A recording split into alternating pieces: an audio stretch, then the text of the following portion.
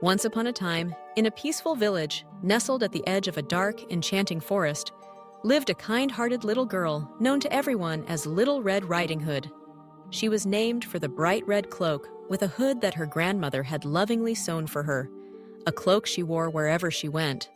Her cheerful spirit and her vivid red hood made her a beloved figure among the villagers. One crisp morning, as birds sang and sunlight filtered through the trees, Little Red Riding Hood's mother prepared a basket filled with warm bread, sweet cakes, and a small pot of butter. Grandmother was ill and lived alone on the other side of the forest. Wishing to cheer her up, Little Red Riding Hood's mother asked her daughter to bring the treats and visit her grandmother. "Stay on the path and don't talk to strangers," her mother cautioned, gently brushing Little Red Riding Hood's hair before sending her on her way. With a sense of adventure and a heart full of love, Little Red Riding Hood set off through the forest, clutching her basket.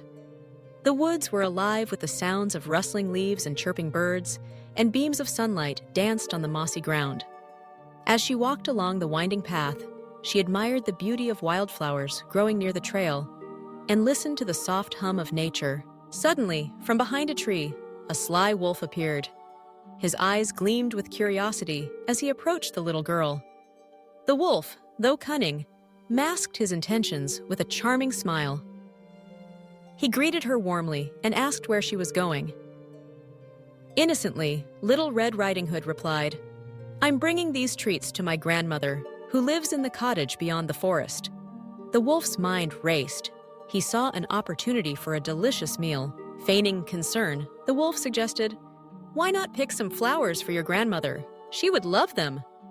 Eager to please her grandmother, Little Red Riding Hood strayed from the path, gathering a colorful bouquet.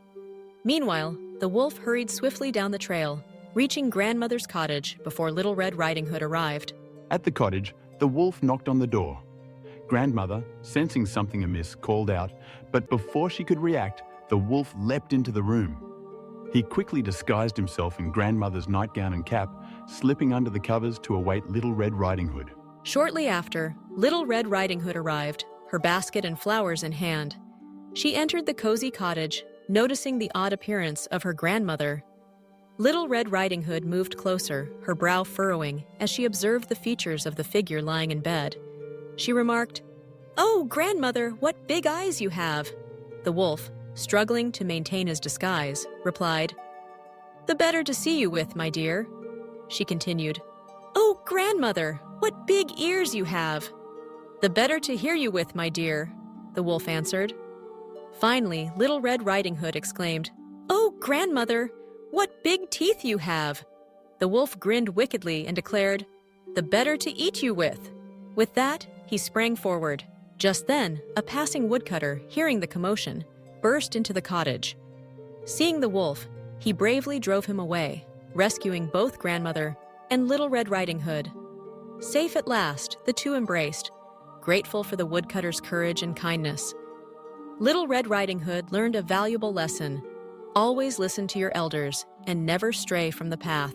From that day forward, Little Red Riding Hood visited her grandmother often, but she never again wandered off the trail. The villagers remembered her tale, sharing it with their children as a story of courage, caution, and the power of kindness. And so, Little Red Riding Hood's adventure lived on, a reminder to cherish family and heed the wisdom of those who love us most.